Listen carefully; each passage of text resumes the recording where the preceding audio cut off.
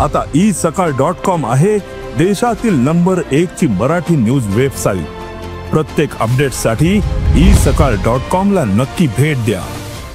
नमस्कार, मी राहुल शाळके। स्वागत आहे तुमचं सकाळमध्ये। सध्या जगभरात अमेरिकेचे राष्ट्राध्यक्ष डोनाल्ड ट्रम्प यांनी घेतलेला जो निर्णय आहे, म्हणजे ट्रम्प टॅरिफचा निर्णय, तो सध्या धुमाकूळ घालतोय। याचा परिणाम फक्त भारतावरच नाही तर जगभरातल्या शेअर मार्केट, गुंतवणूकदार आणि अर्थव्यवस्थेवर होताना दिसतोय। या सर्व विषयावर प्रेक्षकांच्या मनामध्ये अनेक प्रश्न आहेत। हे टॅरिफ म्हणजे काय आहे? याचा शेअर मार्केटवर कसा परिणाम होतोय? कुठल्या सेक्टरवर परिणाम होतोय? तसेच गुंतवणूकदारांनी सध्या काय करायला पाहिजे? म्युच्युअल फंड मधील गुंतवणूकदार सध्या चिंतेत आहेत। त्यांनाही या ट्रम्प बद्दल अनेक प्रश्न आहेत, टॅरिफ बद्दलचे। तर या सर्व प्रश्नांची चर्चा करण्यासाठी आज आपल्यासोबत आहेत अर्थविश्लेषक आणि अर्थतज्ञ doctor Bhushan Mahajan sir. Sir, स्वागत आहे तुमचं सकाळच्या प्लॅटफॉर्ममध्ये। सर्वात पहिल्यांदा मी बेसिक प्रश्न विचारतो की सध्या हे ट्रम्प टॅरिफ हे काय आहे? म्हणजे नेमकं याचा काय, हे ट्रम्प टॅरिफ कुठनं आलं आणि याचा काय परिणाम होतोय भारतीय शेअर बाजारावर? ट्रम्प आणि टॅरिफ याच्याबद्दल इतकी चर्चा झाली आहे, पण तरी सुद्धा त्यातल्या फारशा आकडेवारीमध्ये न गुंतता, कारण ती सगळी प्रसिद्ध झाली आहे, प्रसिद्ध झालेल्या गोष्टींच्या नवीन हे करण्याची गरज नाही, परंतु त्याचे काय परिणाम होऊ शकतील असा आपण एक एक विचार करूया। नक्की यथाशक्ती यथामती हे विचार माझे स्वतःचे आहेत असं पण लक्षात घ्या। आता सगळ्यात महत्वाचं म्हणजे हे जे टॅरिफ्स किंवा सँक्शन्स, आता आपल्यावरती काही पहिलीच वेळ नाही। म्हणजे अमेरिकेने यापूर्वी रशियावर सुद्धा सँक्शन्स टाकले होते, इराणवरती पण टाकले होते। आपल्यावरती टॅरिफ म्हणजे काय केले त्यांनी की त्यांची अशी एक समजूत आहे अमेरिकेची की अमेरिकेला आपण जेवढी निर्यात करतो आणि त्यांच्याकडनं जी आयात करतो, तर ही आयात ही निर्यातीच्या अर्धी आहे। म्हणजे समजा आपण 86-88 बिलियन डॉलर्स किंवा सांगता 8,600 कोटी डॉलरची निर्यात करतो आणि त्यांच्याकडनं 4,400 कोटी डॉलरची आयात करतो। तर त्यांचं म्हणणं हे प्रमाण व्यस्त आहे आणि तुम्ही एक तर तुमची आयात आमच्याकडनं वाढवा आणि ती जर नाही वाढवली तर आम्ही तुम्हाला तुमच्या आयातीवरती आम्ही शुल्क लावू। हे टॅरिफ म्हणजे आयात शुल्क, म्हणजे आयात कर, म्हणजे आम्ही तुमच्यावर आयात कर लादणार आहोत। आता इतके वर्ष कित्येक वस्तूंना शून्य आयात कर होता, त्यामुळे आणि जगात सगळीकडेच म्हणजे अमेरिकेची पद्धत अशी आहे की अमेरिका सगळ्या जगातून आयात करतो आणि आपला देश त्याला अपवाद नाही आहे। प्रत्येकच देश ज्याला आपण बॅलन्स ऑफ पेमेंट्स म्हणतो किंवा रादर हा जो व्यापार आहे त्यातला ट्रेड डेफिसिट हा नेहमी निर्यात प्रत्येक देशाची आयातीपेक्षा जास्त आहे। कारण अमेरिका आता 1950 साली जी अमेरिका होती ती आता राहिलेली नाही, तर त्याला 70 वर्ष झालेले। म्हणजे एक काळ असा होता की अमेरिका हा जगाचा सप्लायर सुद्धा होता, पण आता असं आहे की अमेरिकेतली बहुतांशी कारखानदारी ही बाहेर सरकली, त्यामुळे वस्तू आयात करण्याशिवाय त्यांना दुसरं म्हणजे उपायच राहिलेला नाही। आता हे आयात शुल्क हे अत्यंत म्हणजे एखाद्या शाळकरी विद्यार्थ्यांनी गणित मांडावं तसं ट्रम्प साहेबांनी मांडलेलं आहे किंवा आम्ही एवढी आयात करतो आणि एवढी तुम्ही निर्यात करता आणि तुम्ही आमच्याकडनं इतकीशीच आयात करता। आता याच्यामध्ये अनेक गोष्टी त्यांनी गृहीत धरलेल्या नाही आहेत, जे आपल्याला तुम्हाला आम्हाला सगळ्यांना माहिती आहे। म्हणजे आपण प्रचंड मोठा आपल्याकडचा खर्च किंवा फॉरेन एक्सचेंज ज्याला म्हणतो, परकीय चलन, हे जातं मुलांच्या शिक्षणामध्ये। आपल्याकडे घरटी म्हणजे मध्यम वर्गात तर किमान एक व्यक्ती परदेशात शिक्षण घ्यायला जाते आणि त्यात अमेरिकेकडे जाण्याचा ओढा जास्त आहे।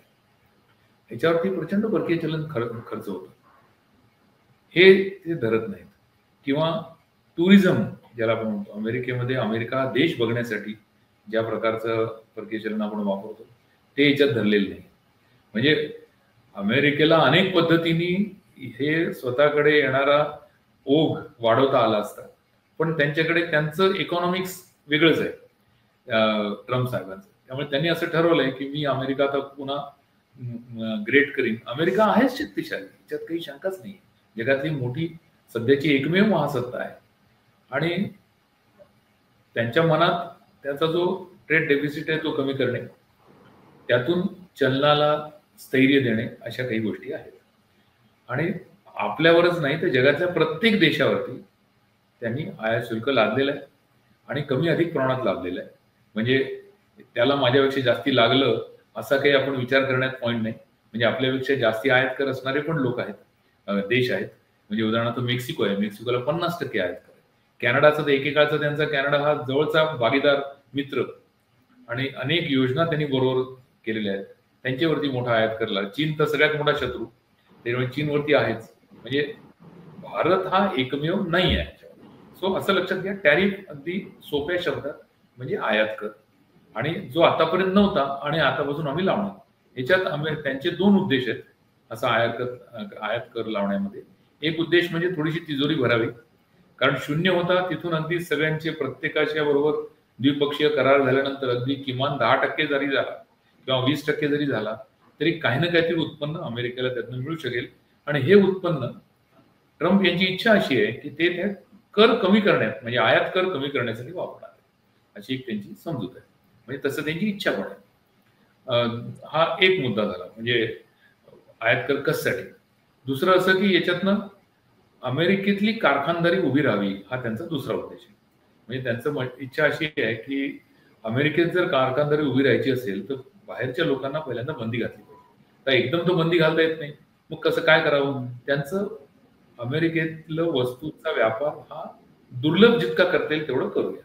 म्हणजे ज्या गोष्टी सहज सोप्या होत्या त्याला अधिक कर लावून टाकू, अजून काही करू. म्हणजे अनेक पद्धतीने, म्हणजे त्यांना असं पण ते म्हणतात की दृश्य आणि अदृश्य स्वरूपातले जे काही कर तुम्ही आम्हाला लावता, म्हणजे तुम्ही कदाचित आयात कर कमी कराल अमेरिकेतून भारतात येणाऱ्या वस्तूंचा, आणि मात्र जीएसटी वाढवून दाखवा किंवा अजून काही कराल, तर ते तसं आम्हाला करायचं नाही. म्हणजे आता महागड्या गाड्या, मी एकच उदाहरण सांगतो. समजा आता टेस्ला तुम्ही भारतात आणणार, आयात कर कदाचित कमी करून दाखवणार, परंतु आरटीओ टॅक्स जर वाढवला तर शेवटी भारतीय ग्राहकाला ती वस्तू महागच होणार, मग त्याला उठाव मिळणार नाही. असे ते वेगवेगळे पैलू आहेत त्याच्यात. मला वाटतं खूप विस्तृत उत्तर झालं. पुढचा प्रश्न. आता मी विचारतोय की ट्रम्प टॅरिफ म्हणजे राष्ट्राध्यक्ष डोनाल्ड ट्रम्प या टॅरिफ संदर्भात भारताला वारंवार धमक्या देत आहेत, म्हणजे इशारा पण देत आहेत, धमकीवाजा इशारा, की आता आम्ही तुमच्यावर 25% टॅरिफ लावलाय तर अजून आम्ही तुमच्यावरचा टॅरिफ वाढवू शकतो. तर ह्याचा भारताच्या अर्थव्यवस्थेवर आणि इथल्या उद्योगांवर काय परिणाम होतोय किंवा होणार आहे? हा खूपच महत्वाचा प्रश्न आहे आणि तो सगळ्यात आपल्या आजच्या मुलाखतीचा मुख्य भाग असू शकेल. सगळ्यात महत्वाचं असं घ्या की ट्रम्प यांची चिडचिड धुसफूस चालूच आहे. म्हणजे त्याचं कारण त्यांना प्रचंड मोठा पाठिंबा त्यांच्या देशात आहे. म्हणजे हे म्हणजे तिथल्या पण त्यांच्या भक्तगणांची खरंच अशी समजूत आहे की हे शॉर्ट टर्म पेन आणि लॉंग टर्म गेन असं हे आहे. म्हणजे काही दिवस आपले 3 महिने 6 महिने वाईट जातील, इथल्या वस्तू महाग होतील, आम्हाला महागाईचा सामना करावा लागेल वगैरे वगैरे वगैरे, पण पुढे चालून अमेरिका मोठी होईल, सशक्त होईल, हे असं मोठं पाठबळ त्यांना आहे असं त्यांना वाटतं. आता नुकत्याच झालेल्या सर्वेनुसार म्हणजे पूर्वी जे अमेरिकेतील 50% लोक बिनदिक्कतपणे ट्रम्प यांच्या पाठीशी उभे होते, ती आकडेवारी आता कमी झाली, ती टक्केवारी कमी झाली. पण हे त्यांना जेव्हा कळेल तेव्हा कळेल. ट्रम्प यांची अनेक जण तुलना तुगलकाशी करतात की पुढचा विचार न करता मी काय करेन, मग बघेन. किंवा ट्रम्पवरती एक सुंदर पुस्तक पण आहे, ते असं त्यात सांगितलंय की बा आपण जे काही बोलतो ते दुसऱ्या क्षणी फिरवण्याची क्षमता त्यांच्यामध्ये आहे. म्हणजे आज एक सांगितलं आणि उद्या पूर्णपणे टोपी फिरवून दुसरं सांगितलं, हे ते करू शकतात. म्हणजे मागे जेव्हा ते अधिकारावरती आल्यानंतर मोदी, आपले पंतप्रधान सर्वश्री मोदी त्यांना भेटले, त्यावेळेस दोघांनी मिळून make America great again, make India great again असा मिगा आणि मेका असा तो हे केला, करार केला. आणि आत्ताच जे काही दोघांचा मधला व्यापार आहे तो 5पट करायचा असं त्यांनी ठरवलं. आता हे 5पट करायचा $500 बिलियन म्हणजे $50,000 कोटी व्यापार आपण उभयतामध्ये करू असं जेव्हा आपण ठरवतो, एखादा देश किंवा एखादा राष्ट्राध्यक्ष ठरवतो दुसऱ्या राष्ट्रप्रमुखाबरोबर, तेव्हा त्यासाठी त्यांनी काही पावलं उचलली पाहिजे, नाही का. म्हणजे हा व्यापार असा आपोआप कसा होणार. म्हणजे उदाहरण द्यायचं तर ब्रिटन आणि भारताचं देता येईल. तो अनेक वर्ष हा करारचं बोलणी चालू होती, द्विपक्षीय कराराची. शेवटी त्याच्यावर आपल्या पंतप्रधानांनी सही केली. पण त्याच्यामध्ये सुलभता आहे, व्यापार सुलभता आहे. म्हणजे आणि दोन्ही देशांना त्यात फायदा आहे. म्हणजे अगदी थोडक्यात असं की आपल्याकडचा जो लेबर इंटेन्सिव्ह इंडस्ट्री आहे, म्हणजे कामगार प्रणित जे काही उद्योग आहेत म्हणजे चर्मोद्योग असेल, वस्त्रोद्योग असेल, त्यांना 0 आयात शुल्क त्यांनी लावायचं ठरवलं आणि त्या बदल्यात इतरही म्हणजे काही त्यांनी सवलती जाहीर केल्या. त्या बदल्यात आता बघा ब्रिटन मधली जी स्कॉच विस्की आहे ती जेवढी तयार होते त्यातली 80% भारतात निर्यात होते. भारताचे लोक आता चंगळवादी झालेले आहेत, त्याच्यामुळे भारतामधून आपण आयात करतो. तर त्याच्यावरती जी आपली ड्युटी आयात कर आहे तो आपण अर्ध्यावर आणायचं ठरवलं. म्हणजे आपणही त्यांना सवलती दिल्या, त्यांनी आपल्याला सवलती दिल्या आणि त्यातनं हा नवीन व्यापार सुरू होईल. आता अमेरिकेबद्दल जेव्हा आपण बोलतो की बाबा 5 पट तुमचा व्यापार आम्हाला वाढवायचा बहुविधांचा, तर काही ना काहीतरी तर सवलती द्यायला पाहिजे. बरं, त्यातही आपण हे जो पण या चर्चेच्या अनेक फेऱ्या झाल्या जातात, आतापर्यंतच्या प्रत्येक फेरीमध्ये आपण काही गोष्टी त्यांच्या मान्य केलेल्या आहेत की बाबा त्यांचे F-35 विमानं ही आम्ही घ्यायला तयार आहोत. अमेरिकेकडनं काही संरक्षण सामुग्री आम्ही घ्यायचं मान्य केलेलं आहे. तसंच त्यांचं खनिज तेल आपण घ्यायचं मान्य केलंय. फक्त आपलं म्हणणं असं आहे की खनिज तेल आम्ही आंतरराष्ट्रीय जो काही भाव आहे त्या भावाने घेऊ. म्हणजे आता याच्यात ही गंमत कशी आहे, जसं आता अमेरिकेने आता आपल्यावरती बंधनं आणली किंवा आयात कर लागू केला किंवा टॅरिफ लागू केला आजच्या भाषेमध्ये, तसा युरोपियन युनियननी पण केला होता. कारण रशियाची आपण बाजू घेतली म्हणून. आपण खरं बाजू घेतली नव्हती, पण आपण युक्रेन रशियाच्या याच्यामध्ये रशियावर टीका पण केली नव्हती. कारण आपण असं म्हटलं की आमचं जे 85% आयात आमची तेलाची होते, खनिज तेलाची, तर त्याचा आम्ही म्हणजे त्याला असं म्हणतो की आय विल नॉट जिओपार्डाइज दिस, याच्यावरती काही व्यस्त परिणाम होतील देशाच्या वाहतुकीमध्ये, असं काही आम्ही करणार नाही. त्यामुळे अमेरिकेचा विरोध असला, युरोपियन युनियनचा विरोध असला, तरी आम्ही रशियाकडनंही तेल आयात करू आणि इराणकडनंही तेल आयात करू. ही थोडीशी अत्यंत कणखर अशी भूमिका भारताने घेतली. आता त्यात आपण त्यांना परवाच स्टेटमेंट दिलं, जे काही त्यात आपण जाणीव करून दिली की युरोपियन युनियननी आमच्यावर बंधनं घालणं एक भाग आहे, पण त्यांनाही त्यांच्या एनर्जीसाठी रशियावर अवलंबून राहतच आहे. त्याच्यामुळे ते रशियाबरोबर व्यापार करतातच आहे. मग त्यांचा व्यापार चालतो आणि आमचा चालत नाही असं कसं? बरं, चीन रशिया यांचा तर मोठा व्यापार आहे. आणि सगळ्यात महत्वाची गोष्ट म्हणजे रशियावरती अमेरिकेने इतकी बंधनं घातली, इतके सँक्शन्स आणले, टॅरिफ्स आणल्या, तरी सुद्धा रशियाने त्यातनं मार्ग काढलाच. तर आपल्याला पण त्यातनं मार्ग काढावा लागेल. आता थोडंसं सध्याच्या विषयाकडे येऊ की आपल्या अर्थव्यवस्थेवरती काय परिणाम होईल. आता असं लक्षात घ्या की आपला जो एक्सपोर्ट आहे, आपली जी निर्यात आहे अमेरिकेला, ती आताच म्हटलं तसं 86-90 बिलियन डॉलरची आहे. आपल्या दृष्टीने ही मोठी आहे. अमेरिकेच्या दृष्टीने केवळ त्यांची 2-2.5% त्यांची आयात भारताकडनं होते.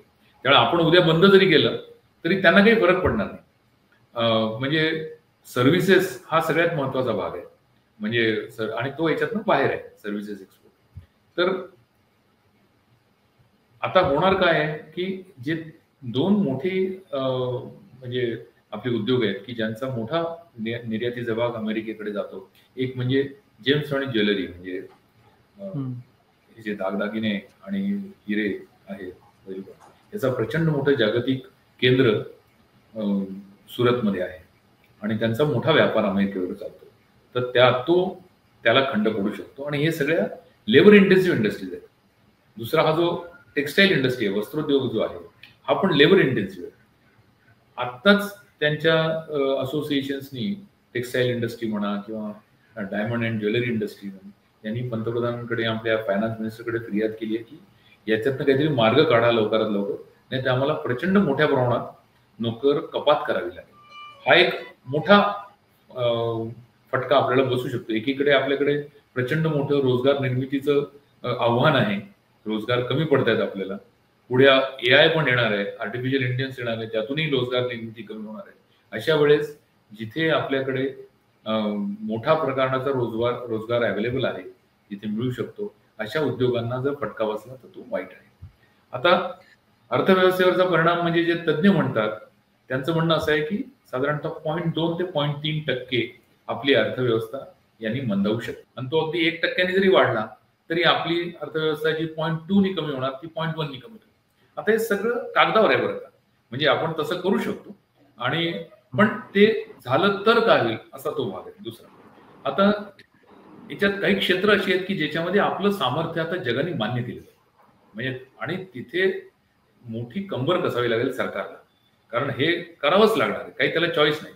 म्हणजे पहिला भाग म्हणजे हा जो वार्तालाप आहे, या ज्या वाटाघाटी आहेत या चालूच ठेवणे, याच्यात काही शंकाच नाही. म्हणजे वाटाघाटी चालू ठेवाव्या लागतील, कुठेतरी द्यावं लागेल, कुठेतरी घ्यावं लागेल. या कुठे अडल्या आहेत तर 2 ठिकाणी अडल्या आहेत की जे आपण मान्य करणं शक्य नाही. एक म्हणजे ते सगळ्यांना माहितच आहे की हे जे जेनेटिकली मॉडिफाईड सीड्स म्हणतो आपण, म्हणजे हायब्रिड बियाणं ही प्रत्येक वेळेस विकत घ्यावी लागतात, म्हणून आपला त्याला विरोध आहे. आपला शेतकरी बांधवांचा त्याला विरोध आहे आणि सरकार त्याच्या विरुद्ध पावलं नक्की उचलणार नाही. कारण एकदा ते हायब्रिडच्या नादी तुम्ही लागलात, म्हणजे जगात बघा फक्त 2 देश आहेत की जे नैसर्गिक सोया उत्पादन करतात, त्यातला सगळ्यात मोठा आपला देश आहे. बाकी सगळीकडे हा हायब्रिड सोयाच उत्पादित होतो. आता मात्र या नैसर्गिक सोयाला पण प्रचंड मागणी आहे, ते देणारे देश कमी आहेत, त्याच्यामुळे आपल्याला त्यासाठी थोडीशी किंमत जास्ती पण. आता ही आपण मान्य करणार नाही. मग हा प्रश्न बाजूला ठेवून आपल्याला काय करता येतं, कसं सोडवता येतं हे बघावं लागेल. दुसरं, हे जे त्यांचा आग्रह आहे की तुमची प्रचंड मोठी जी बाजारपेठ आहे ती आम्हाला खुली करा, आमचे सगळे मिल्क आणि मिल्क प्रॉडक्ट्स आम्ही तुम्हाला पाठवू आणि ते तुम्हाला तुमच्या बाजारपेठेमध्ये द्या. आता इथे असं लक्षात घेतलं पाहिजे की ही प्रचंड मोठी कोऑपरेटिव्ह बाजार आपली हे आहे, इंडस्ट्री आहे. म्हणजे खाजगी आणि सगळे, म्हणजे याच्यात प्रचंड मोठ्या प्रमाणामध्ये आपले लघु उत्पादक दुधाचे अवलंबून आहेत. त्याच्यात जर इतका मोठा देशाकडनं आपली आयात झाली तर त्यालाही आपली काही मान्यता नाही. तर याच्यातनं काहीतरी मार्ग काढावा लागेल, कुठेतरी काहीतरी आपल्याला सोडावं लागेल असं मला दिसतं. म्हणजे जसं आपण बोलता बोलता बीटी कॉटनला तयार झालो, तसं एखाद्या पिकासाठी आपण कदाचित, म्हणजे हा फक्त विचार आहे, हे सरकार ऐकेल असं नाही, त्यांनी ऐकावं असंही माझं म्हणणं नाही, पण शक्यता फक्त बोलून दाखवतोय की एखाद्या पिकासाठी आपण ते मान्य करू शकतो किंवा कुठेतरी आपण दिल्यासारखं झालं याच्याबद्दल. किंवा ही जी आता आपण सध्या काय केलंय की ज्या काही चैनीच्या वस्तू आहेत त्याला आपण कबूल होतो. म्हणजे महागड्या गाड्या, चला बा येऊ द्या, आमची काही हरकत नाही. किंवा आता संरक्षण सामुग्री जी आपल्याकडे तयारच होत नाही, आपण आतापर्यंत रशियाकडनं घेत आलो. पण याच्यातही तुम्हाला एक गमत सांगतो बरं का, आपल्याला स्वतःला सक्षम व्हावंच लागेल. म्हणजे एक उदाहरण जे कदाचित तुम्हाला पत्रकार म्हणून माहितच असेल, पण आता मायक्रोसॉफ्ट कंपनीने, आता आपल्याकडे एक नायरा नावाची एक मोठी रिफायनरी आहे की ज्याच्यामध्ये तेल उत्पादन होतं. आपल्या सगळ्या सॉफ्टवेअरसाठी कंपनी अवलंबून होती मायक्रोसॉफ्ट. आणि मायक्रोसॉफ्टने अचानक, आता हे यांनी त्यांचा हात पाय काहीतरी पिरगाळलं असेल, कशामुळे माहित नाही, पण त्यांनी जाहीर केलं की आम्ही तुम्हाला कुठलीच सर्व्हिस देणार नाही. 2च दिवस ते चाललं, खूपच त्याच्यावरती उहापोह झाला, भडका उडाला, हे झालं. आणि त्यानंतर त्यांनी 2-3 दिवसांनी पुन्हा ती पुनर्कार्यान्वित केली. परंतु त्या 2 दिवसांनी आपल्याला जाणीव करून दिली की आपल्याला इतक्या महत्वाच्या ठिकाणी टेक्नॉलॉजीवरती, परदेशावरती अवलंबून राहता कामा नये. म्हणजे जसं अगदी उदाहरण द्यायचं म्हटलं तर कारगिलच्या युद्धामध्ये जी जीपीएसची तंत्रज्ञान होतं ते अमेरिकेने आपल्याला देणं नाकारलं. आता त्यांनी नाकारलं म्हटल्यावर आपल्याला तर हवंच होतं ते. शेवटी आपल्याला वेळ लागला, पण आपण स्वतःची नाविक सिस्टीम उभी केली. पण आज आपण त्याच्यावर अवलंबून नाही. तसं म्हणजे आता हे जे उपग्रह आहेत, या उपग्रहामधलं आपलं जे सामर्थ्य आहे ते सगळ्या जगाने आता मान्य केलं आहे. म्हणजे इव्हन जर्मनी सारख्या प्रगत देशाला आपण सॅटेलाइट्स निर्यात करू शकतो. तिसरं, आपण आपले जे संरक्षण सामग्री आहे त्यात सुद्धा आपलं सध्या जे काही ब्रह्मोस किंवा ज्या प्रकारे, म्हणजे आता हे कथित आहे, अफवा आहे असं समजूया, पण बऱ्याच आर्मीच्या लोकांच्या झालेल्या इंटरव्ह्यूज मध्ये, युट्यूबमध्ये असं ध्वनित करण्यात येतं की कदाचित आपण अमेरिकेचा पाकिस्तान मधलेला असलेला तळ याला काहीतरी हानी पोहोचली असावी आणि त्यातूनच हे युद्ध पटकन थांबलं असावं, अशी एक अफवा आहे. पण त्यातनं आपली क्षमता लोकांच्या नजरेत आली. आजही आपण संरक्षण सामग्री छोट्या देशांना निर्यात करतोच आहोत. म्हणजे मध्य पूर्वेतल्या देशांना, ईशान्येतल्या देशांना, साऊथ ईस्ट एशिया या कंट्रीजना आपण करतो आहोत. तर तो आपल्याला वाढवावा लागेल. म्हणजे त्या ठिकाणी आपल्याला स्कोप आहे प्रचंड मोठा स्कोप आहे. बरं, जिथे फार मोठं इन्व्हेस्टमेंटची गरज नाही कुठली, असे आपल्या अर्थव्यवस्थेतले काही अंग आहेत, ती उदाहरणार्थ प्रचंड मोठा टुरिझम. म्हणजे तुम्हाला एकच उदाहरण देतो की पॅरिस या एका शहरामध्ये जगातून जेवढे टुरिस्ट किंवा सफरचंद, पु ल देशपांडेच्या भाषेत, येतात त्यामुळे आपल्या संपूर्ण देशात परदेशी लोक येत नाही. तुम्ही जस्ट तुलना करा. अर्थात आपलं अडलं नाही, कारण आपल्याकडे देशांतर्गत टुरिझमच खूप मोठा आहे. कारण आपल्याकडे धार्मिक सहली प्रचंड मोठ्या प्रमाणात होतात, चारीधाम यात्रा अमुक तमुक, त्यामुळे ती होतात. पण जोपर्यंत आपण परदेशी लोकांना आपल्याकडे त्या प्रकारचं इन्फ्रास्ट्रक्चर उभं करत नाही, तोपर्यंत काही त्याला मार्ग नाही. पण हा खूप मोठा स्रोत आपल्याकडे परकीय चलनाचा असू शकतो. म्हणजे याला पण आपण एका प्रकारे निर्यातच समजली पाहिजे. म्हणजे जिथून आपल्याकडे सेवा पुरवून पैसे मिळणे, जसं सॉफ्टवेअर इंडस्ट्री करते, तसंच हे नाही का माहिती तंत्रज्ञान भारतातून काम करून परदेशाला पुरवतात. हा एक मोठा स्रोत आहे आपल्याकडे उत्पन्नाचा, ज्याच्याकडे सरकारनेच लक्ष द्यायला पाहिजे. तरच ते आत्ताच तुम्ही जर वेरूळ अजिंठ्याला गेलात तर भारतीय प्रवाशाला जर 5 रुपये तिकीट असेल, म्हणजे उदाहरणार्थ म्हणतो, मला सध्याची तिकीट दर माहित नाही, तर परदेशी माणसाला $50 आहे. म्हणजे तुम्ही विचार करा की किती मोठ्या प्रमाणात परकीय चलन याच्यातून येऊ शकतं. तर सरकारला कंबर कसावी लागेल. जिथे जिथे शक्य आहे, जिथे जिथे आपलं सामर्थ्य आहे, तिथे तिथे आपले एक्सपोर्ट्स वाढवावे लागतील. त्याचबरोबर अमेरिकेबरोबर सतत वाटाघाटी चालू ठेवाव्या लागतील. म्हणजे आणि आपल्याला माहित आहे की ट्रम्प आपला शब्द फिरवू शकतात. आता तिथले कदाचित 3 महिने लागतील, कदाचित 6 महिने लागतील. पण तिथे जर खरंच असंतोष आला, असंतोष कशामुळे येऊ शकतो? जर या टॅरिफमुळे किंवा या आयात करामुळे तिथले गोष्टी महाग झाल्या. कारण प्रत्येक गोष्ट अमेरिका आयात करते, म्हणजे खाण्यापिण्याच्या वस्तूपासून सगळं. म्हणजे अगदी अमेरिकेमध्ये फळापासून, भाजीपाल्यापासून, मांस पासून सगळ्या गोष्टी आयात होतात. आता जेव्हा तिथला ग्राहक तक्रार करायला सुरुवात करेल की नाही हे आयात आम्हाला परवडत नाही, आमच्या उत्पन्नात कारण तेवढी वाढ झालेली नाहीये, कारण अमेरिकेत सुद्धा नोकर कपात चालू आहे आणि तो पण एक महत्वाचा भाग आहे. बेरोजगारी. इतके दिवस कसं होतं की गेले 2-3 वर्ष अमेरिकेला विचित्र प्रॉब्लेम होता. एका बाजूला महागाई वाढत होती आणि दुसऱ्या बाजूला बेरोजगारी कमी होत होती. त्यामुळे त्यांना व्याज दर कमी करता येत नव्हते. शेवटी ते करावे लागले किंवा केले. पण आता सुद्धा ट्रम्प साहेब यांच्या मागे लागलेले आहेत की तुम्ही व्याजदर कमी करा, पुढचं मी बघून घेईन वगैरे वगैरे. पण नुसतं व्याजदर कमी करून काम होणार नाहीये.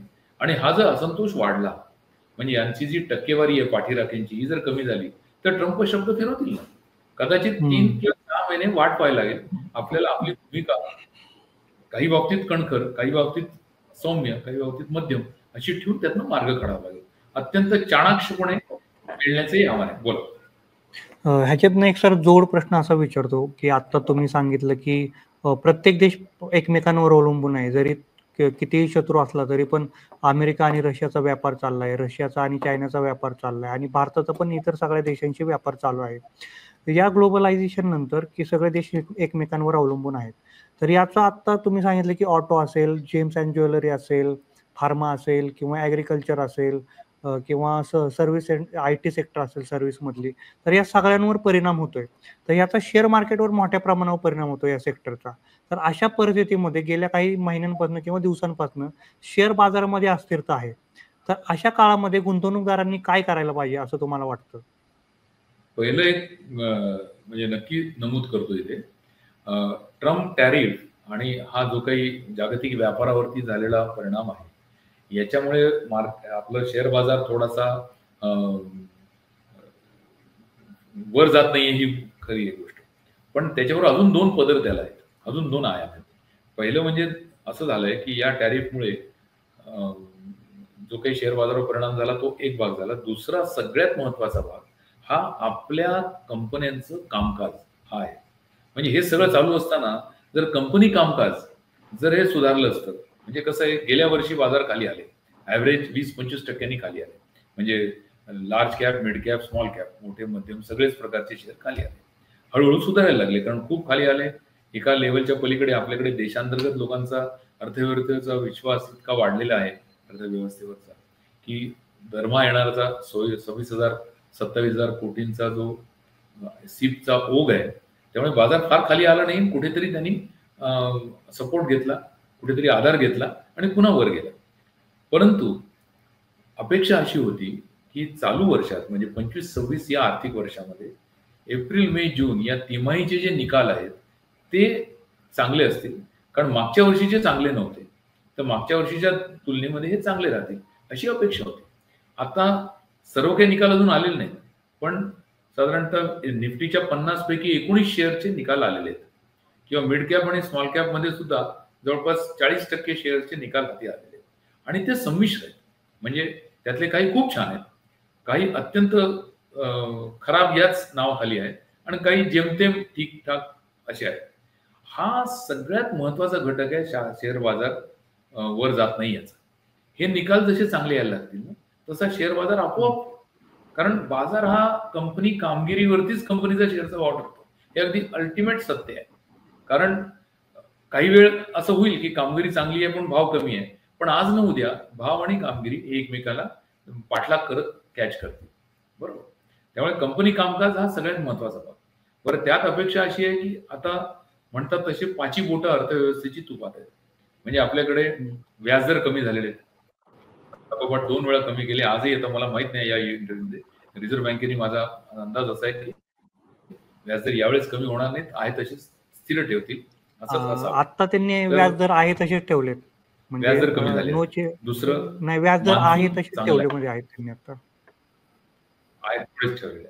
नंतर तरी म्हणजे ते गेल्या याच्यापेक्षा कमी झाले. आता आपला सरकारी कर्ज रोख्यांचा दर आहे जो प्रमाण मानतो तो सध्या 6.3335 असा आहे, which is down by about 1%, म्हणजे 7.25% 1% खाली आहे. पाऊस पाणी चांगलं झालंय, बऱ्यापैकी समप्रमाणात झालंय, त्यामुळे येणारं खरीप आणि पुढचं रब्बी पीक हे दोन्ही चांगले राहतील अशी अपेक्षा आहे. दुसरं, जलसाठा चांगला आहे म्हणजे आता, आणि तो चांगलाच राहील असं वाटतं. चौथी गोष्ट म्हणजे ज्या प्रकारे म्हणजे जीएसटीचं संकलन चालू आहे, त्या जीएसटीच्या संकलनामध्ये पण वाढ दिसते, तर ती पण म्हणजे समाधानकारक आहे. पुढील 9 महिन्यामध्ये 8वा वेतन आयोग लागू होईल, त्या तो आणि त्याचं जे काही बॅकलॉग म्हणतो आपण, म्हणजे तर तो पण खूप मोठ्या प्रमाणात लोकांच्या हातात पैसे येतील. म्हणजे या दिवाळीतच पहिल्यांदा लोकांच्या लक्षात येईल की अरे आपल्या हातात पैसे उरलेत. मागच्या दिवाळीत असं झालं होतं की घर लोकांनी घरं घेतली, पहिलं एक असताना दुसरं घर घेतलं, मग त्याचा हप्ता, या सगळ्या याच्यामुळे दिवाळीला खरेदीला कमी पैसे उरले. तरी सुद्धा मध्यम वर्गाकडे, त्यातल्या त्यात आणि निम्न मध्यम वर्गाकडे हातात चणचण भासत होती. म्हणून कंझ्युमर सेक्टरला फारसा उठाव आला नाही, आणि म्हणूनच आपण पाहतो की कंझ्युमर सेक्टरचे जेवढे शेअर होते, ज्याला FMCG या नावाने ओळखलं जातं, म्हणजे फास्ट मुव्हिंग कंझ्युमर गुड्स, तर या शेअर्समध्ये गेल्या वर्षभरामध्ये घटच दिसली आपल्याला फार कमी ठिकाणी.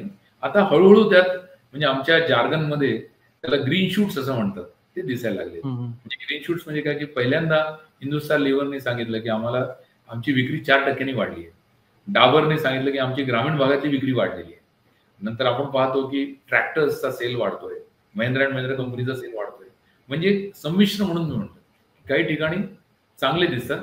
हे पुढच्या तिमाहीमध्ये आपल्याला प्रकर्षाने जाणवेल की कंझ्युमर सेक्टर पण चांगलं आहे. असं लक्षात घ्या, शेअर बाजार किंवा निफ्टी याचे जे घटक आहेत, त्या घटकामध्ये एक महत्वाचा घटक आहे रिलायन्स पेट्रोकेमिकल्स, त्याचं 10% वेटेज आहे. दुसरा घटक आहे बँका.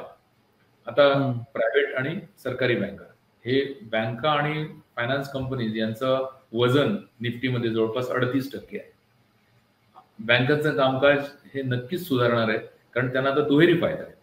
बँकांचं कामकाज हा एक महत्वाचा भाग आहे निफ्टीमध्ये.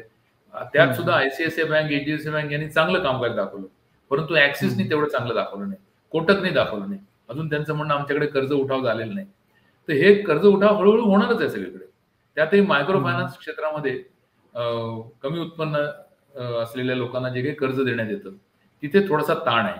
म्हणजे रिझर्व्ह बँकेच्या गव्हर्नरने सांगितलं की त्यांनी पूर्वी ज्याला आपण रिस्क वेट म्हणतो, म्हणजे जोखीम वजन, हे 125% होतं, ते त्यावरनं कमी करून 100%वर आणलं. त्याच्यावरनं आता 75%वर आणि पुढे 60%वर आणण्याची योजना आहे. पण तरी तो ताण आज दिसतोय मायक्रो फायनान्स. ते नुकतंच बजाज फायनान्सच्या राजीव जैन यांनी त्यांच्या वार्षिक सभेमध्ये त्याची जाणीव करून दिली की आम्हाला जे निम्न मध्यमवर्गीय आहेत ते वेगवेगळ्या मार्गाने कर्ज घेत आहेत, आणि ते आम्हाला जाणवत आहे. तर हे माझा अंदाज स्वतःचा असा आहे की साधारणतः एक 2-3 महिन्यामध्ये हा विषय सुधारला जाईल, कारण व्याजदर वगैरे सगळ्याच गोष्टींचा परिणाम होईल. मी आता सांगितलं तसं चांगलं पीक पाणी आलं तर भाजीपाला, म्हणजे आता आपला महागाई दर हा, म्हणजे आपला महागाई दर आणि अमेरिकेचा महागाई दर सारखाच आहे, हा कधीच नव्हता. तर बरोबर. अशा ही म्हणजे म्हणून म्हटलं की पाची बोटं तुपात अशी आपली अवस्था आहे. तर अशा वेळेस हा शेअर बाजार कदाचित सप्टेंबर एंड पर्यंत हा असा राहील. इकडचे एकदा निकाल लागतील पहिल्या तिमाहीचे, नंतर ऑक्टोबरमध्ये दुसऱ्या तिमाहीचे निकाल यायला लागतील, त्याचबरोबर सणाची खरेदी सुरू होईल आणि त्यानंतर आपल्याला दिसेल की शेअर बाजारही चांगला चाललाय आणि अर्थव्यवस्था पण उभारी घेते. पण मला अगदी पुन्हा पुन्हा सांगावंसं वाटतं, याच्यात सरकारला अत्यंत गांभीर्याने या विषयाचा विचार करावा लागेल आणि त्याप्रमाणे सवलती द्याव्या लागतील. म्हणजे ज्या प्रकारे आपण म्हणतो उत्पादन केंद्रित सवलत, म्हणजे प्रोडक्शन लिंक्ड इन्सेंटिव्ह स्कीम ज्याला म्हणतात, PLIS, तर त्या काही इंडस्ट्रीने दिल्या, त्यात अजून काही उद्योगांचा समावेश करावा लागेल. ज्यांना दिलेले आहेत त्यांचाही त्यात वाढ करावी लागेल, त्यांनाही काही सवलतीमध्ये वाढ करावी लागेल.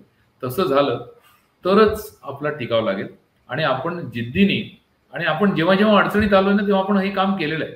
म्हणजे आता बघा, जगभरात कोविड आला, करोना व्हायरसचा संसर्ग झाला आणि परदेशी लोकांकडे ज्या काही लसी होत्या त्याच्याशिवाय दुसरा पर्याय नव्हता, त्या महाग होत्या.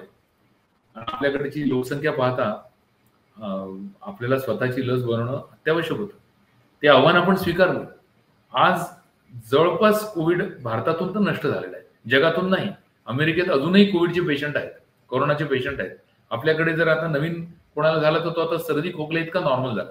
अर्थात भारतीयांची प्रतिकार शक्ती पण त्याला कारणीभूत आहे. पण आपण जागतिक दर्जाची लस शोधून काढू शकलो आणि ती अत्यंत प्रभावीपणे वापरू शकलो. हे कशामुळे शक्य झालं? कारण ज्याला म्हणतात ना बॅक टू द वॉल, म्हणजे आपल्याला दुसरा उपायच नव्हता. कारण एवढे पैसे खर्च करून आयात करण्यापेक्षा आपण तयार केली. तर तसंच आपल्याला करावं लागेल. आपल्याला जरा गांभीर्याने या प्रश्नाचा विचार करावा लागेल आणि अर्थव्यवस्था जरी तज्ञ म्हणत असले 0.2 0.3 कदाचित 6% पर्यंत पण येईल असं म्हणतात वाढीचा वेग, तर तो पुन्हा 6.5% पर्यंत न्यायला सरकारकडनं आपल्याला खूप मोठी मदतीची अपेक्षा आहे. बरं, आपल्या फायनान्स मिनिस्टरनी बोला म्हणजे निर्मलाताईंनी प्रत्येकच सभेत वारंवार सांगितलंय की आता खासगी क्षेत्राने पुढे यायला हवं. मी पण मगाशी बोललो की कर्ज मागणी वाढायला पाहिजे. सध्या आपलं म्हणजे हे जे उद्योगधंदा आहे त्याचं इक्विटी आणि कर्ज याचं प्रमाण सगळ्यात चांगलं आहे, अत्यंत सेफ आहे. कारण सगळे प्रवर्तक हे प्रचंड मोठ्या प्रमाणात शेअर बाजारातूनच पैसे उभे करतात. म्हणजे आता बघा, NSDL चा जेव्हा सूचीबद्ध होण्यासाठी आला बाजारात, तर 1 लाख कोटीच्या वर पैसे त्यात जमा झाले. म्हणजे लोकांकडे पैसे आहेत कारण शेअर बाजाराकडे ते आकृष्ट झालेले आहेत. आणि त्यामुळे आता ही रिस्क कोणाची आहे? म्हणजे बाजार चालला नाही तर रिस्क तुमची आमचीच आहे. कारण कंपन्यांकडे काही फारशी जोखीम नाही. जोखीम काय असते? कर्ज जर वाढलं भाग भांडवलाच्या प्रमाणामध्ये तर ती एक जोखीम असते वाईट परिस्थितीमध्ये. तर ही जी खाजगी क्षेत्र आहे यांना काही इन्सेंटिव्ह मागे जसे 2019 साली निर्मलाताईंनी दिले तसे त्यांना पुन्हा द्यावे लागतील असं मला वाटतं. म्हणजे वेगवेगळ्या प्रकारची प्रलोभनं दाखवायला लागतील की तुम्ही गुंतवणूक करा, तर आम्ही तुम्हाला ही अशी सवलत देऊ. म्हणजे आपल्याला प्रचंड मोठी कर सवलत त्यांनी दिलेलीच आहे कॉर्पोरेट टॅक्समध्ये, कंपनी करामध्ये. तर त्याला काहीतरी अजून थोडंसं एक गुळाचं मधाचं बोट लावावं लागेल सरकारला, तरच हे पुढे येते. कारण सध्या सगळेजण अवलंबून आहेत सरकारी खर्चांवरती. आणि सरकारचा म्हणजे अगदी स्पष्टपणे सांगायचं तर ज्या प्रकारच्या पूर्वी कसं होतं की अत्यंत सिरियसली सरकार विचार करत होतं की आम्ही आमचं महसुली तूट आणि चालू खात्याची तूट कमीत कमी ठेवू आणि फक्त इन्फ्रास्ट्रक्चरमध्ये गुंतवणूक करू. पण आता यावेळेस काय झालं की त्यांना बरेचसे पैसे वाटावे लागले किंवा रादर सामाजिक सोशल इन्फ्रास्ट्रक्चरमध्ये पैसे खर्च करावे लागले. त्यामुळे सरकारच्या हातात ते पैसे कमी झाले. साहजिकच त्याचा परिणाम आपल्याला दिसतोय की उद्योगधंद्याची उभारी कमी झाली. आता सरकारला स्वतःची शिस्त, आर्थिक शिस्त थोडीशी कमी सैल करून जरी आपला तोटा वाढला, म्हणजे या महसुली तूट म्हणा ही जरी वाढली, म्हणजे सध्या जे म्हटलं की 4.5% आम्ही आणू, तर समजा ती गेली 0.5% वर, तर असा काही फार मोठा परिणाम होणार नाही. त्यात एवढंच होईल की आपलं चलन कदाचित अजून स्वस्त होऊ शकेल नक्कीच, म्हणजे डॉलरच्या तुलनेत. पण आपल्याला दिसेल की देशामध्ये नवीन पैसा येतोय आणि त्यातनं उद्योग पुढे सुरू होतात. म्हणजे मला असं वाटतं जो फिस्कल डेफिसिट ज्याला आपण म्हणतो, हा फिस्कल डेफिसिट आपण अत्यंत शिस्तबद्ध पद्धतीने कमी कमी करत आणलाय. पण हे एक वेगळं आव्हान जर स्वीकारायचं असेल तर थोडंसं 0.1 0.2 नी फिस्कल डेफिसिट जरी वाढला तरी त्या निमित्ताने जर आपल्याला इन्फ्रास्ट्रक्चरमध्ये नवीन गुंतवणूक करता आली, जर खाजगी क्षेत्र पुढे आलं नाही तर त्यासाठी सरकारची तयारी पाहिजे असं मला वाटतं. त्यामुळे शेअर बाजारावरती काही सध्याचा परिणाम झालेला आहे त्याच्यासाठी आपल्याला संयम बाळगला पाहिजे. हा जो छोटा गुंतवणूकदार आहे आपला, त्यांनी स्वतःची सतत पाठ थोपटली आणि या संधीचा आपल्याला उपयोग करून घेतला पाहिजे. कारण कसं होतं, जेव्हा बाजार वर जातो ना तेव्हा आपल्याला वाटतं अरे यार खाली होतं त्यावेळेस गुंतवणूक केली असती तर बरं झालं असतं. आता तो खाली आलेला आहे. आता कसं आहे की संपूर्ण बाजार गुंतवणूकजन्य आहे असं नाही, पण काही क्षेत्र अशी आहेत की जे नक्की गुंतवणूकजन्य आहे, तर ते थोडेसे निवडून आपल्याला गुंतवणूक करावी लागेल. पण म्युच्युअल फंड जे आपण करणार गुंतवणूक निवडक शेअरमध्ये, तर म्युच्युअल फंडचा जो फंड मॅनेजर आहे, व्यवस्थापक आहे, तो तेच करणार आहे. त्यामुळे त्यांच्यावरती विश्वास ठेवून एसआयपी तर बंद करता कामच नाही. उलट एसआयपी ज्याला आम्ही टॉपअप म्हणतो, मी थोडी एसआयपी जर माझी 5,000 रुपयाची महिन्याची गुंतवणूक असेल ती 5ची निदान 10% वाढवली पाहिजे, 5ची 5,500 केली पाहिजे. मे बी वर्षभरामध्ये पुन्हा अर्थव्यवस्थेचं वाढीचा वेग आपल्याला कळेल की 6.5% पुन्हा आली किंवा 60%वर गेली, मग त्यावेळेस तुम्ही कदाचित कमी करू शकता. असं मला वाटतं. सध्या काय होते की शेअर मार्केट अस्थिर आहे गेल्या काही दिवसांपासून, त्यामुळे आता सोन्या चांदीच्या भाव पण वाढत चाललेले आहेत. कारण जेव्हा जेव्हा आर्थिक संकट येतं किंवा आर्थिक अस्थिरता निर्माण होते, तर त्यावेळेस सोन्या चांदीचे भाव आपोआप वाढतात. तर ह्याकडे तुम्ही कसं बघताय? आम्ही असं बघतो की आता सोनं कसं आहे, सोनं थोडासा नॉन प्रोडक्टिव्ह ऍसेट आहे. सोनं हा महागाईवरचा उतारा आहे. त्याच्यामुळे आपल्या संपूर्ण आम्ही म्हणतो जसं भांडारामध्ये सोन्याचा काहीतरी हिस्सा असावा. म्हणजे किमान 5% तरी आपल्या घरामध्ये सोनं असावं जे आपल्याला ज्याचा व्यापार करते. म्हणजे आपल्या घरात 5% नाही 15% सोनं असेल, पण आता बायकोच्या दागिन्याला कोण हात लावू शकतो? तेव्हा घरात दागिन्याच्या रूपाने जे सोनं आहे ते विकायलाही त्रास आहे आणि त्याला इमोशनल प्रॉब्लेम्स आहेत, म्हणजे भावनिक त्रास पण आहे. अशा वेळेस जर आपण एक्सचेंज ट्रेडेड फंड्समध्ये किंवा अशी जर सोन्यात गुंतवणूक केली आणि ती किमान 5% असावी, म्हणजे सोन्याचा आपल्याला त्यातल्या त्यात भावाचा फायदा घेता येईल. सोनं बघा 10 वर्षापूर्वी म्हणजे 2013 साली सोन्याचा भाव साधारणतः 32,000 रुपये होता. आता तो बोलता बोलता 1,00,000 रुपयाला गेला. म्हणजे सोनं पण भरपूर वाढलं. पूर्वी सोन्याची पद्धत अशी असायची की ते वाढायचं, मग 2-3 वर्ष स्थिर असायचं आणि मग पुन्हा वाढायचं. सोनं हा महागाईवरचाच उतार आहे. आज सोनं वर गेल्यामुळे आपण जर तुलना केली तसं दिसतं की सोन्यामधला जो उतारा आहे, परतावा आहे, तो शेअर बाजारापेक्षा जास्ती आहे. कारण आज आपण टॉपला ते बघतोय, पण कधीतरी पुन्हा स्थिर होईल. कारण सोन्याचं सुद्धा तुम्ही म्हणता ते अगदी खरं आहे. आर्थिक संकट, हे सामरिक संकट, याच्यामुळे पुन्हा ट्रम्प काय करतील याचा भरोसा नाही. त्यातही पुन्हा सगळ्यात महत्वाचं असं की देशाच्या ज्या मध्यवर्ती बँका आहेत त्या सोनं साठवत आहेत. कारण या सगळ्यांना अमेरिकन ट्रेझरी हा सगळ्यात मोठा ऍसेट होता ज्यात गुंतवणूक करता यायची. पण आता रशियाने जी सुरुवात केली की आम्हाला तुम्ही सोन्यातच पैसे द्या किंवा आम्ही सोनंच विकत घेऊ, चीननी पण तेच सुरुवात केली. त्यामुळे पण सोन्याचे भाव वाढत आहेत. आपल्याकडे तर नैसर्गिक आकर्षण आहेच. त्यामुळे आपण असं गृहीत धरावं की हे भाव आज न उद्या लांब पल्ल्यामध्ये वाढणारच आहेत. एक 5% आपल्या गुंतवणुकीचा हिस्सा 100 रुपये गुंतवायचे असतील त्यातले 5 रुपये तरी सोन्यामध्ये असावे. चांदीची गोष्ट थोडी वेगळी आहे. चांदीचं असं आहे की आता म्हणजे चांदी पण अनेक वर्ष वाढलेली नव्हती. म्हणजे मला अजून आठवतं की 1 दशकापूर्वी चांदीचा भाव 75,000 रुपयाला टेकला होता आणि त्यावेळेस सर्वत्र चर्चा होती की आता तो 1,00,000 होणार. तो त्याचा टॉपच होता, म्हणजे तो त्याचा सर्वोच्च भाव होता. तिथनं खाली चालला आणि आता पुन्हा चांदी गेल्या 2 वर्षात वाढायला सुरुवात झाली आहे. आता याच्यात 2 भाग आहेत. एक म्हणजे चांदी एक मौल्यवान धातू म्हणून पण वाढते, as a store of value, as a antidote for inflation. पण दुसरा भाग असा आहे की चांदीचं कन्झम्पशन पण आहे.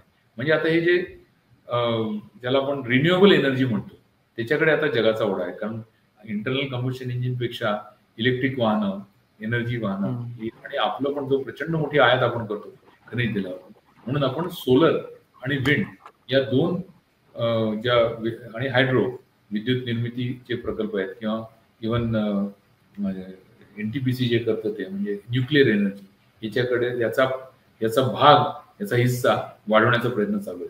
सोलर मॉड्यूल्समध्ये चांदी वापरल्या जाते. म्हणजे चांदीचं एक प्रकारचं धातू म्हणजे काय त्याला म्हणतात अलॉय वापरला जातो. चांदी, कॉपर, टीन यांचं मिश्रण करून जो धातू तो वापरला जातो. त्यामुळे त्याला कन्झम्पशन डिमांड पण आहे, म्हणजे खप पण आहे चांदीला. आणि चांदीला बाकी दागदागिने करणे आणि चांदी ठेवणे हा एक भाग झालाच, त्याबरोबर हा पण एक खप आहे. आणि आता सोनं परवडण्याचं झालंय, त्यामुळे सोन्यापेक्षा चांदी का नाही घेऊ? किंवा आता आपल्या इकडे ती टूम आली आहे, जसं अमेरिकेमध्ये 22 कॅरेट किंवा 24 कॅरेट सोनं कोणी वापरत नाही. आपल्याकडे ते वापरण्याची खूप पद्धत आहे, म्हणजे आपल्याला शुद्ध सोनं लागतं. म्हणजे 24 कॅरेट वापरताच येत नाही, त्यामुळे 23 कॅरेट वापरतात. थोडीशी त्यात हे टाकावे लागतं, तांबं टाकावं लागतं, रुपं टाकायला लागतं. 23 कॅरेट वापरतात. अमेरिकेत 18 कॅरेट किंवा 12 कॅरेट पण सोनं वापरतात. म्हणजे त्याला आपल्याकडे प्रत्येक गोष्टीचा आपण भारतीय वेगळे आहोत. भारतीय असं नाही, एशियन लोक, सगळे आशियाई लोक असेच आहेत. आपल्याला रिसेल व्हॅल्यूची फार किंमत असते. म्हणजे अनेक जोक आहेत त्याचे. पण याचं पुढे काय मिळेल आपल्याला? म्हणजे आपण वस्तू वापरतो ती फेकून देत नाही, त्याला कोणीतरी उपभोक्ता असतो. कारण समाजामध्ये अनेक प्रकारचे थर आहेत उत्पन्नाचे, बरोबर. तर चांदी आणि सोन्याकडे असंच बघितलं जातं. पण आता तो तिकडचं टूम आपल्याकडे पण येते. आपल्याकडे पण म्हणजे 18 कॅरेट किंवा 12 कॅरेट किंवा 9 कॅरेटचं दागिना वापरण्याकडे आता कल यायला लागला, सुरुवात झाली आहे. आणि हे पहिल्यांदा नेहमी वरपासून खाली येतो. म्हणजे उच्च पदस्थ लोकांकडे, ज्यांना रिसेल व्हॅल्यूची किंमत नाही, यांच्याकडे प्रथम येणार. मग त्यातनं मध्यम वर्गाकडे येणार, त्यातनं खालच्या वर्गाकडे येणार. म्हणजे आजही 1 ग्रॅम सोन्याचे दागिने आहेतच की, नाही का. बांगड्या मिळतात की ज्यात ते म्हणतात की 1 ग्रॅम सोनं आहे. 1 ग्रॅम सोनं म्हणजे काय, त्याला रिसेल व्हॅल्यू नाही, असं आपण लक्षात घेतलं पाहिजे. तो पहिला प्रश्न तुमचा होता की सोनं चांदी याचे भाव वाढत आहेत, वाढलेले आहेत. कदाचित तात्पुरते कमी जास्त होतील सुद्धा, पण दीर्घ पल्ल्यात बघायचं म्हटलं तर 5 वर्ष 10 वर्ष याच्यामध्ये ते वाढणारच आहे. आणि अमेरिकन ट्रेझरीवरती जसं त्याच्यावरचं अवलंबित्व कमी होईल, तसं सोनं हा एक ऍसेट म्हणून आपल्या मध्यवर्ती बँका साठा ठेवतील. दुसरा भाग असा की ज्याला आपण फिक्स इन्कम म्हणतो, त्याच्याकडे पण लक्ष दिलं पाहिजे आपल्या गुंतवणूकदारांनी. म्हणजे त्याला ते थोडंसं स्थैर्य येतं गुंतवणुकीला. म्हणजे नव्याने जो गुंतवणूक करतो त्यांनी थोडेसे हायब्रिड फंडाकडे जर वळला तो SIP माध्यमातून, तर त्याची गुंतवणूक सेफ तर राहीलच, पण बँक डिपॉझिट पेक्षा आणि इन्फ्लेशन पेक्षा जास्त उतारा त्याला नक्की मिळेल. कदाचित फक्त शेअर मार्केटमध्ये गुंतवणूक केली तर उतारा जास्ती मिळेल, पण तिथे एक सरळ रेषेत मिळत नाही, हे पण लक्षात घ्यायला लागेल. एखाद्या वर्षी 2% मिळेल, तर एखाद्या वर्षी 30% मिळेल. पण 4-5 वर्षामध्ये बँक FD आणि महागाई दर याच्यावर आपल्याला परतावा मिळेल याची खात्री बाळगून गुंतवणूक करत राहील. सर, आता एक शेवटचा प्रश्न विचारतो, तो असा की सध्या आता तुम्ही सविस्तर सगळ्या गोष्टी सांगितल्या, शेअर मार्केट असेल, म्युच्युअल फंड असेल, SIP असेल किंवा सोनं चांदी असेल. तर अशा वेळी आपण सर्वसामान्य गुंतवणूकदारांनी सध्या या जागतिक अस्थिरतेमध्ये आपला पोर्टफोलिओ कसा मॅनेज करायला पाहिजे आणि काय विचार करून गुंतवणूक करायला पाहिजे? मी म्हटलं तसं पहिल्यांदा म्हणजे प्रत्येक गुंतवणूक करताना आपण किती जोखीम घेऊ शकतो याचा विचार करायला पाहिजे. त्या दृष्टीने हे जे म्हणजे पहिल्यांदा म्हटलं तसे हायब्रिड फंड्स किंवा बॅलन्स ॲडव्हान्टेज फंड्स किंवा मल्टी ॲसेट फंड्स हे आपल्या नक्की गुंतवणुकीचा एक हिस्सा असायला पाहिजे. मल्टी ॲसेट फंड मधला सगळ्यात मोठा फायदा असा की त्यात सोने चांदीमध्ये तो गुंतवणूक आहेच, त्याबरोबर ठेवीमध्ये सुद्धा गुंतवणूक आहे, म्हणजे फिक्स इन्कम मध्ये गुंतवणूक आहे आणि इक्विटीमध्ये पण आहे. आणि हे प्रमाण ते कमी जास्त करू शकतात. अजून एक सोय त्यात अशी आहे की जर समजा फंड व्यवस्थापकाला असं वाटलं की सोन्याचा भाव वाढलाय बाबा, अपेक्षेपेक्षा जास्ती वाढलाय, तर त्याला तो हेज करू शकतो. हेज करणं म्हणजे असं की जेवढं सोनं घेतलंय, जेवढे सोन्याची ETFच्या मार्गेच ते करतात नॉर्मली, प्रत्यक्ष सोनं म्हणजे धातू घेत नाही, तर त्याला ते समोर त्याच्यावरती त्याला हेजिंग करू शकतात. त्याच्यावरती ते जर सोनं वाढलं नाही, खाली झालं, तरी सुद्धा आपलं नुकसान होऊ नये याची ते काळजी घेऊ शकतात.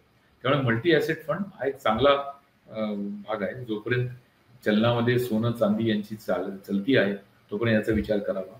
दुसरा बॅलन्स ॲडव्हान्टेज फंड, म्हणजे तुम्हाला आश्चर्य वाटेल पण म्हणजे कोणाचं नाव घेऊ, एक मोठा बॅलन्स ॲडव्हान्टेज फंड आहे की जे जवळपास 60,000 कोटी ते 1,00,000 कोटी एवढा मोठा त्याचे ॲसेट्स अंडर मॅनेजमेंट म्हणजे EOM आहे. तरी सुद्धा गुंतवणूकदारांचा 3 वर्षातला 4 वर्षातला उतारा हा 75% आहे किंवा 60% आहे. म्हणजे जर जोखीम सांभाळून जर एवढा उतारा मिळत असेल तर त्याच्यापेक्षा जास्ती मोह ठेवू नये. आता सध्या काय झालंय की छोटा गुंतवणूकदार हा स्मॉल आणि मिड म्हणतो आपण त्याला, म्हणजे छोटे आणि मध्यम आकाराच्या कंपन्यांकडे गुंतवणूक जास्त करायला लागले, कारण ते खूप वाढलेले दिसतात. असं वाटतं की यांना 30% रिटर्न मिळतात, 25% मिळतात वगैरे. पण ते 18-19 मध्ये असंच झालं होतं. 2018 मध्ये जेव्हा जेटलींचा हे आला, अर्थ संकल्प आला आणि त्यांनी नवीन कर लागू केला, तर त्यानंतर 3 वर्ष लागले स्मॉल आणि मिड कॅप्सना पुन्हा उभारी धरायला, आणि मग 3 वर्षाची रिटर्न्स खराब होते. मग ही अपेक्षाभंग होऊ शकतो. त्यामुळे जर छोट्या आणि मध्यम आकाराच्या कंपन्यांमध्ये गुंतवणूक करणाराच जर आपल्याला म्युच्युअल फंड हवा असेल, तर मग 5 ते 10 वर्ष थांबायची तयारी पाहिजे आणि एसआयपी माध्यमातूनच गुंतवणूक केली पाहिजे. असं केलं तर मग निराशा होणार नाही. निराशा का होते, म्हणजे असं सध्या म्हणतात, त्यांचा जो सर्व्हे आलाय तो असा आहे की एक एसआयपी साधारणतः 2 ते 3 वर्ष चालते. म्हणजे याचा अर्थ 2 ते 3 वर्षानंतर तो गुंतवणूकदार जो असतो तो हे होतो, म्हणजे नर्वस होतो, पॅनिक करतो आणि गुंतवणुकीतून बाहेर पडतो. हा केव्हा नर्वस होत असेल विचार करा. जेव्हा उतारा कमी झाला कीच नर्वस होणार. जेव्हा उतारा कमी होतो त्यावेळेस आपण नर्वस न होता किंवा आपण पॅनिक न करता त्यावेळेस आपली गुंतवणूक वाढवायला पाहिजे. कारण हा वाढणार आहे याच्यावरती विश्वास ठेवायला पाहिजे. आपल्या फंड मॅनेजरवर विश्वास ठेवायला पाहिजे, अर्थव्यवस्थेवरती विश्वास ठेवला पाहिजे, आणि त्यातून ही गुंतवणूक वाढत जाणारच आहे. आणि स्मॉल आणि मिड कॅप मध्ये सुद्धा नवीन नवीन संध्या मिळतातच आहेत. त्यामुळे त्याचा नक्की विचार करून आपलं धोरण आखलं पाहिजे. हे दोन. आणि आपल्या लार्ज कॅप मध्ये किंवा लार्ज आणि मिड कॅप ही पण एक चांगली योजना आहे. लार्ज आणि मिड कॅप मध्ये काय होतं की लार्ज कॅप शेअर ज्याचा प्रचंड अभ्यास झालेला आहे, त्यात तर गुंतवणूक होतेच. त्यात सेक्टर वाईज गुंतवणूक करतात, क्षेत्रनिहाय गुंतवणूक होते. मग त्याला फोडणी म्हणून थोडीशी मिड कॅप आणि थोडी स्मॉल कॅप मध्ये पण गुंतवणूक होते. किंवा फ्लेक्झी कॅप हा एक प्रकार चांगला आहे. मल्टी कॅप म्हणजे यांना फक्त प्युअर इक्विटीमध्येच गुंतवणूक करायची आहे, ते फ्लेक्झी आणि मल्टी कॅपच्या माध्यमातून जाऊ शकतात. मला वाटतं भरपूर वेळ घेतला तुमचा मी, आणि माझ्या यथामती मी याचं विवेचन करण्याचा प्रयत्न केला. श्रोतृवर्गांना याच्यातनं काहीतरी फायदा होईल असं वाटतं. तुम्ही आता बऱ्याच सर्व प्रश्नांची उत्तरं दिली जे प्रेक्षकांच्या मनात होते, आणि वारंवार आम्ही जेव्हा ट्रम्पचा विषय चर्चेमध्ये आला टॅरिफचा, तर बरेच लोकांना गोंधळ होता की बाबा आम्ही कुठं गुंतवणूक करावी, सध्याच्या आर्थिक परिस्थितीमध्ये जगाची अर्थव्यवस्था कशी होईल किंवा कुठल्या उद्योगांवर परिणाम होईल. या सर्व प्रश्नांची तुम्ही थोडक्यात आणि सविस्तर उत्तर दिले, त्याबद्दल पुन्हा एकदा तुमचे धन्यवाद. थँक्यू. धन्यवाद. आभारी आहे.